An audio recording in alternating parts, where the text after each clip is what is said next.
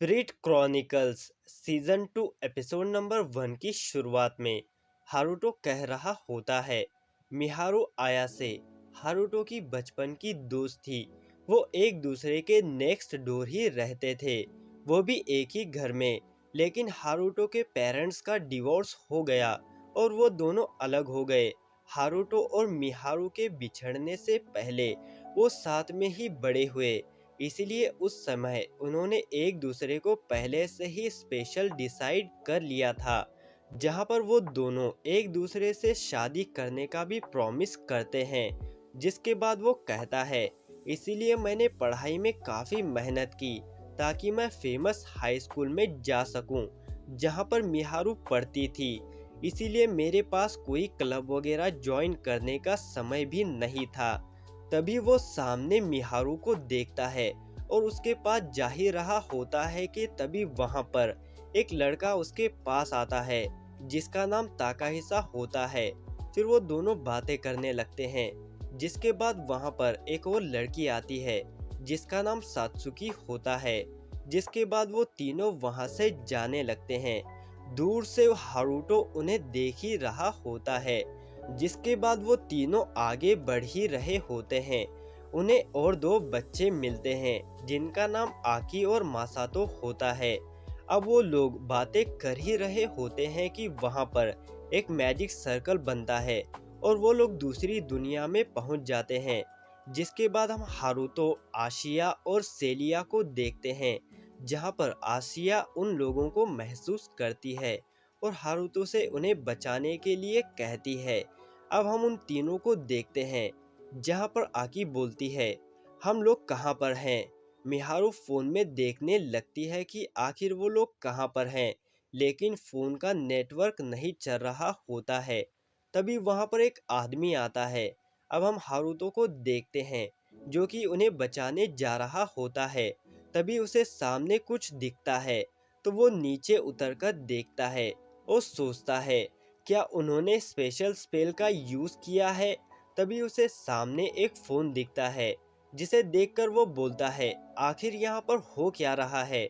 जिसके बाद हम कुछ लोगों को देखते हैं जो कि बच्चों को किडनैप करके ले जा रहे होते हैं, जहाँ पर वो लोग उन तीनों को भी पकड़ लेते हैं और एक पिंजरे के अंदर बंद कर देते हैं। जिसके बाद हम हारुतो को देखते हैं, जहाँ पर जाते हुए उसे सामने धुआं नजर आता है। तो वो उतरकर देखता है और जैसे ही वो उन लोगों के पास जाता है, तो वो लोग हारुतो को देखते ही उन पिंजरों के ऊपर पर्दा लगा देते हैं। अब हारुतो उन लोगों से पूछता है, मैं उस इंसान को ढूंढ रहा हूँ जिसका ये गिरा है, क्या तुमने उसे देखा है। तो वो बंदा कहता है, ये क्या है और मैंने ऐसे किसी को नहीं देखा। हारुतो सोचता है, मुझे नहीं लगता कि यहाँ पर लड़ना एक अच्छा आइडिया है। तो वो बोलता है, ठीक है, माफ करना परेशान करने के लिए। तभी वो लड़की जापानीज के अंदर हेल्प के लिए चिल्लाती है। ये सुनकर वो बंदा बोलता है, हमारे न्यू प्रोडक्ट काफी ज्यादा शोर मचाते हैं। तो हारुतो कहता है, मैं जिस इंसान को ढूंढ रहा हूँ ये उसके ही जैसी आवाज है, वो मदद के लिए पुकार रही है, आखिर इसका क्या मतलब है। तो वो बंदा सोचता है, ये उन लोगों की भाषा समझता है। अब वो अपने बंदों से उसे मारने के लिए कहता है, तो वो लोग उसे घेर लेते हैं। हारुतो बोलता है, अगर तुम लड़ने के लिए इतने ही बेताब हो तो मैं भी अपने आप को नहीं रोकूंगा। ये बोलकर वो उनके लीडर के ऊपर हमला कर देता है, लेकिन उनका लीडर उससे बच जाता है और मैजिक बुलेट से उसके ऊपर हमला करता है। लेकिन हारुतो उसे डॉज कर लेता है और उसके साथियों को मारने लगता है और सोचता है, अगर मैं उनके लीडर को पकड़ लूं और उन्हें हार मानने के लिए कह दूं तो ये एक अच्छा आइडिया है, लेकिन ये इतना आसान नहीं होगा। जिसके बाद वो अपना चाकू निकालता है और उन सभी को मार देता है और लीडर पर हमला करने आगे बढ़ता है। लेकिन वो बंदा उसके ऊपर फायर बॉल से हमला करता है, लेकिन हारुतो उससे बच जाता है और उसे मार देता है। ये देखकर वो बंदा काफी डर जाता है और अपनी पैंट गीली कर लेता है। हारुतो उससे कहता है, उन सब बच्चों को छोड़ दो जिन्हें तुमने किडनैप किया है, और वो तब तक नहीं हिल सकते जब तक तुम उन्हें ऑर्डर नहीं दोगे क्यों, सही कहा ना, तो जल्दी करो और उन्हें आज़ाद करो। तो वो बंदा उन सबको छोड़ने के लिए कहता है। अब हारुतो उन दोनों से पूछता है, क्या तुम दोनों ठीक हो? आकी बोलती है, क्या तुम जापानीज बोल सकते हो? तो वो कहता है, मैं बोल सकता हूँ, लेकिन इस बारे में हम बाद में बात करेंगे। लेकिन क्या सिर्फ तुम दोनों ही किडनैप हुए थे? तो मसातो कहता है, हमारे साथ एक और इंसान था, उसे उस गाड़ी के अंदर बंद किया है। तो हारुतो उसका ताला तोड़ देता है और कहता है, मैं तुम्हें बचाने आया हूँ, क्या तुम ठीक हो? तभी हारुतो वहाँ पर मिहारू को देखकर सोचता है, आखिर तुम यहाँ पर क्या कर रही हो? जिसके बाद वो लोग वहाँ से जाने लगते हैं। हारुतो आशिया से कहता है, लगता है मैंने उन लोगों को बचा लिया है जिनके बारे में तुमने कहा था। अब वो कहता है, हमें शाम होने से पहले दोबारा मिलना होगा, क्या तुम बता सकती हो कि मैं अभी कहाँ पर हूँ? तो आशिया कहती है, हाँ मुझे पता है, मैं सेलिया को भी साथ लेकर आती हूँ। अब मिहारू हारुतो से उन्हें बचाने के लिए थैंक्स बोलती है और अपना नाम बताती है। तो हारुतो कहता है, मेरा नाम है हारुतो, मुझे अपना सरनेम नहीं पता है। ये नाम सुनते ही आकी गुस्सा हो जाती है। तो मिहारू उसका नाम लेते हुए उसे शांत होने का इशारा करती है। आकी नाम सुनते ही हारुतो सोचता है, मुझे भी पिछले जन्म में एक बहन थी जो कि मुझसे 3 साल की छोटी थी, उसका नाम भी आकी था। उसे हारुतो से मिलने का मौका भी नहीं मिला जब से उनके पेरेंट्स का डिवोर्स हुआ था। तो वो ये लड़की है और इसकी शक्ल उससे काफी मिलती भी है और मिहारू ने उसे आकी नाम से बुलाया भी, इसका मतलब ये वही लड़की है। अब मसाटो कहता है, मैं आकी का छोटा भाई हूँ। ये सुनकर हारुतो सोचता है, पिछले जन्म में मेरा कोई छोटा भाई नहीं था और इसका सरनेम भी आमाकावा नहीं है। अगर ये आकी का छोटा भाई है, इसका मतलब हारुतो की मॉम ने फिर से शादी की है। अब हारुतो कहता है, लगता है अंधेरा होने वाला है, क्यों ना हम कहीं पर आराम करने के लिए रुक जाएं। मुझे एक अच्छी जगह पता है।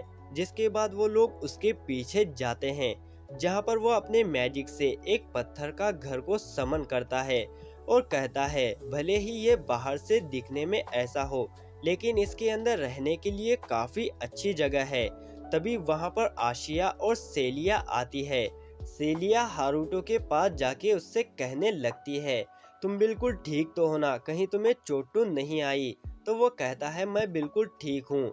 सेलिया बोलती है, सुनकर अच्छा लगा, क्या ये वही लोग हैं जिसके बारे में आशिया बात कर रही थी? तो तुमने उन्हें बचा ही लिया।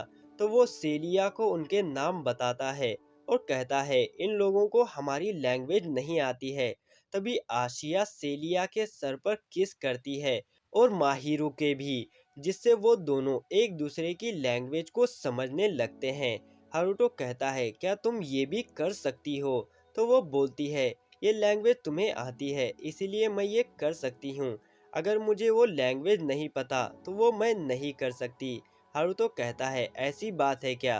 तो वो कहती है, मुझे अब काफ़ी भूख लगी है। जिसके बाद वो सभी लोगों को अंदर लेकर जाता है। अंदर से घर को देखकर वो लोग काफ़ी खुश हो जाते हैं। अब हारुतो कहता है, यहाँ पर बात भी है, अगर तुम नहाना चाहते हो तो तुम लोग नहा सकते हो। जिसके बाद वो सभी लोग नहाने लगते हैं। जहाँ पर मिहारू कहती है, तो हारुतो का असली नाम रियो है और आशिया उसकी कॉन्ट्रैक्ट स्पिरिट है। तो सीलिया बोलती है, सही कहा, लेकिन आशिया से मैं भी आज ही मिली हूँ, इसीलिए मुझे भी ज्यादा डिटेल्स नहीं पता है। अब हम हारुतो को देखते हैं जो कि खाना बना रहा होता है। मसातो कहता है, तो हम सच में एक फैंटेसी दुनिया में आ गए हैं। हारुतो कहता है, सही कहा। तभी वो लोग नहाकर वापस आते हैं।